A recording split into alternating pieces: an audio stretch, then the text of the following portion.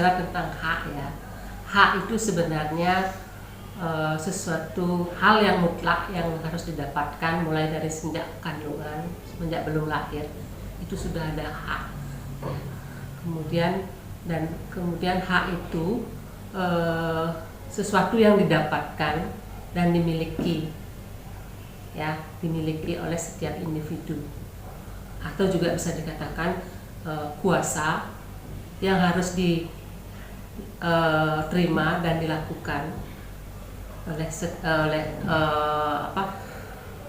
oleh seseorang atau yang berkepentingan, itu bukan yang berkepentingan ya, apa ya saya bilang ya, oleh setiap individu ya. Itu contohnya seperti seorang anak, haknya dia apa itu. Jadi haknya dia berhak mendapatkan kasih sayang ya, dia berhak mendapatkan perlindungan dari orang tuanya.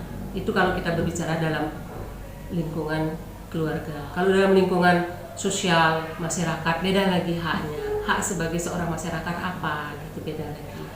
Jadi dia adalah merupakan sesuatu kuasa yang harus dimiliki dan didapatkan, dimiliki atau didapatkan serta dilakukan juga gitu loh. Itu. Nah, kalau kewajiban, nanti kalau kewajiban kita, apa itu kewajiban? Sesuatu yang harus kita lakukan, di mana merupakan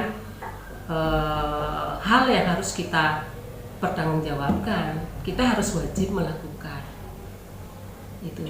Misalnya seperti anak itu kewajibannya apa? Ini dalam keluarga saya ceritakan. Kalau anak kewajibannya dia apa? Kewajiban terhadap orang tua apa? Dia harus berkewajiban apa? Wajib dia berbakti sama orang tua. Itu dalam keluarga saya bicarakan. Dalam artian luas kalau masyarakat ya beda. Kewajibanmu apa di masyarakat? Itu kaitannya akan hak dan kewajiban. Kita mendapat hak, kita harus melakukan kewajiban. Itu menurut saya. Menurut saya, hak adalah kuasa menerima atau melakukan suatu hal yang memang semestinya diterima atau dilakukan. Sedangkan kewajiban adalah suatu hal yang harus dikerjakan oleh pihak tertentu dengan rasa tanggung jawab serta prinsip yang bisa dituntut secara paksa oleh pihak berkepentingan. Hak adalah sesuatu yang harus kita terima, sedangkan kewajiban adalah sesuatu yang wajib kita lakukan. Nah, seperti saya bilang tadi, kita yang namanya hidup manusia ya. Tadi kan saya sudah bilang, orang harus memiliki hak itu bukan dari baru lahir aja. Mutlak semenjak dia dari dalam kandungan sudah punya hak ya. Haknya dia apa dalam kandungan? Dia sudah punya hak. Hak saya dalam kandungan juga harus dapat bertanggung jawab, dapat kasih sayang dari orang tua. Ya, itu. Kemudian dia, apalagi dia sudah lahir. Jadi pertanyaan, kenapa setiap individu dapat mendapatkan hak dan harus memiliki hak dan kewajiban? Yang namanya kita hidup ini apa tujuan kita? Kita hidup lingkungan dengan tidak sendiri ya. Kita hidup secara kita hidup tidak sendiri, tidak individu, tapi kita ada keluarga, ada masyarakat.